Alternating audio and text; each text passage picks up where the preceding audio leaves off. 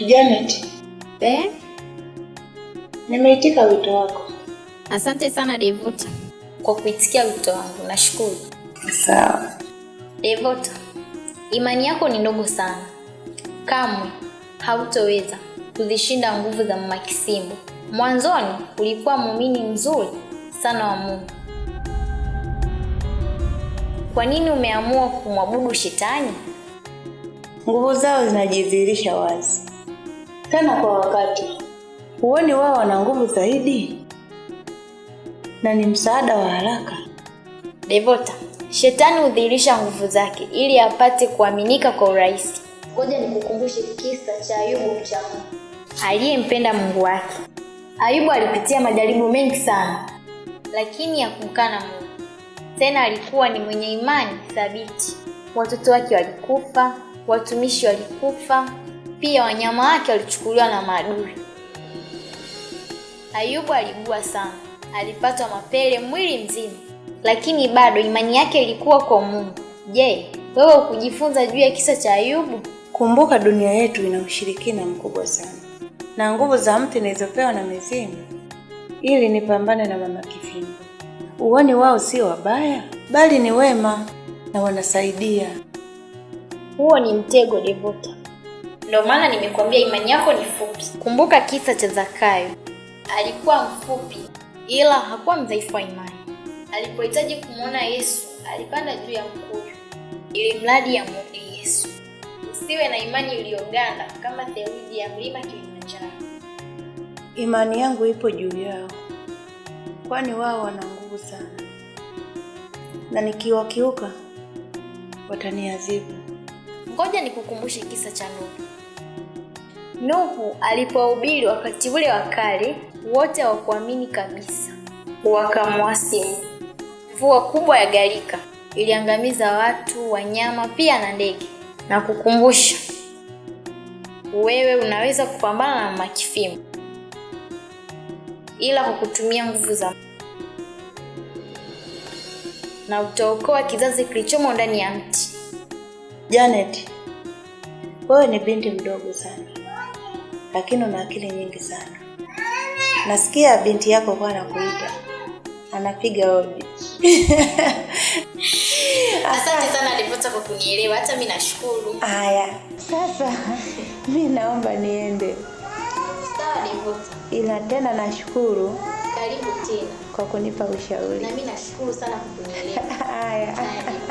Kwa heri. Haya Devota. Binti yako yeye anakuita.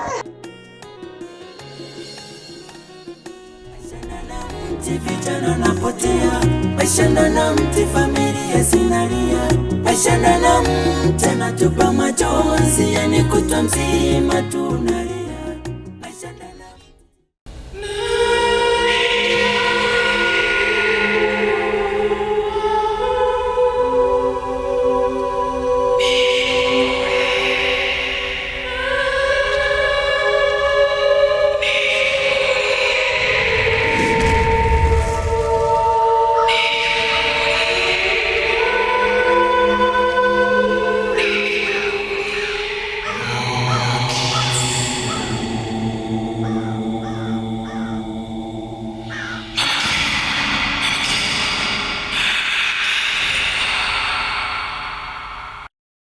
Mti umeamka, mtoto wa ajabu amerudi.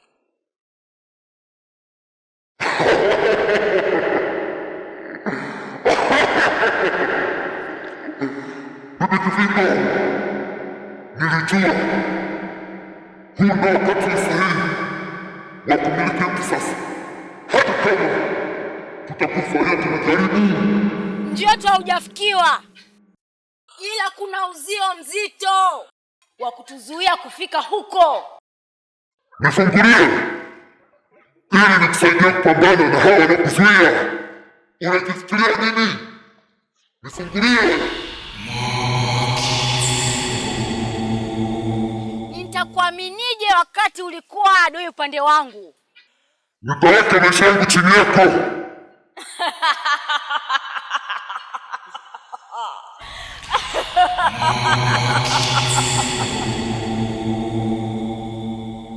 Sawa, ila ila kwa masharti yangu. Sawa, utafanya kazi yako kwa wakati sahihi.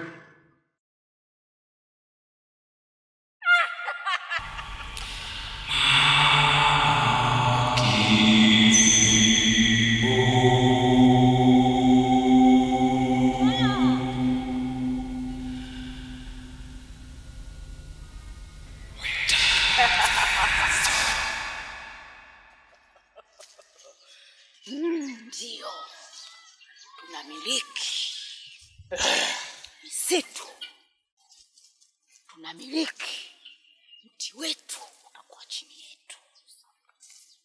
Ndio wakati sasa. Maisha na mti, vijana napotea. Maisha na mti, familia zinalia. Maisha na mti, natupa machozi, yani kutwa mzima tunalia. Maisha na mti, vijana napotea. Maisha na mti, familia zinalia. Maisha na mti, natupa machozi, yani kutwa mzima tunalia. Huu mguu nimekuja tena kwa mara nyingine. Karibu sana. Kuna kitu nimekaa nimefikiria kuhusu neno lilonipa siku ile, lakini nimeona nirudi kwako. Kuna jambo sikuwahi kukwambia na sikukwambia siku ile, lakini uliniambia kwamba namtukuza shetani. Sijui kama ni shetani au ni Mungu, lakini mimi kuna nafsi huwa zinanitokea, niwe nimekaa niwe nimelala. Ndani ya mti naona kabisa kuna watu wengi wanakuwa wananiita ili niwaokoe. Na pia kuna mtu aliingia mle ndani ya mti, simjue ni nani, yani ni maono tu yanakuwa yakinitokea. Kwa hiyo wewe unahisi hayo maono yanayokuwa yanakutokea ni ya kimungu au ni ya shetani? Sijui ni shetani au ni Mungu, sijawahi kujua jamani. Ukiona dalili kama hizo, jua Mungu yuko karibu na wewe. Kuwa na imani sana. Nadhani nishakusimulia kisa kuhusu baba wa imani Ibrahim na ukanielewa. Hizo nafsi zinazokuwa unaziona kwenye maono na kulilia ukazisaidie, ni sawa kabisa. Umeteuliwa na Mwenyezi Mungu kwenda kuzisaidia hizo nafsi ambazo ziko ndani ya mti. Ninachokushauri, omba sana, sali sana.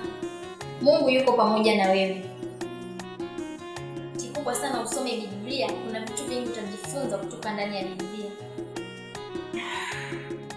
Naomba uniombee kwa sababu ni mtihani mgumu. Ninaomba ninapokuwa napigana na mtu mkubwa kama hivi, maombi yako sababu kuja Mungu.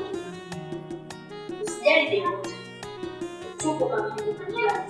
Na pia Janet, napenda kusema nashukuru, na nashukuru kuwa na binti mdogo, rafiki mdogo, lakini ana mawazo ya watu mia.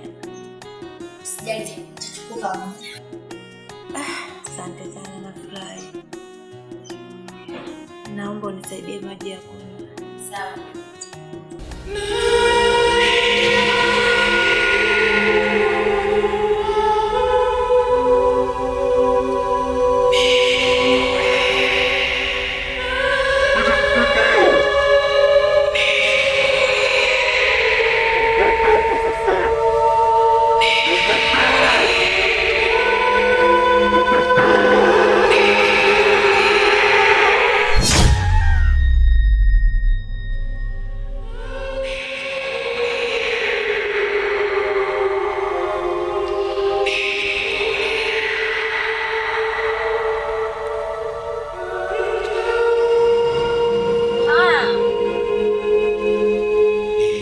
Umekiuka masharti yangu.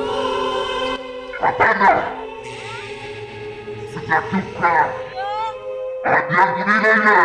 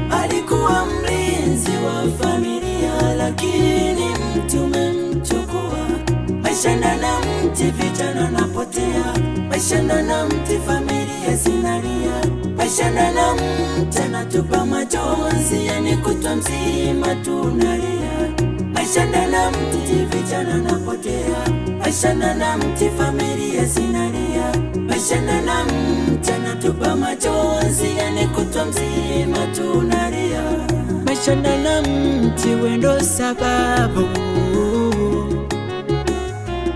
maisha meka mingi zaidi ya mababu, ila bado riziki we ni virisi we, thamani ya mamia ya watu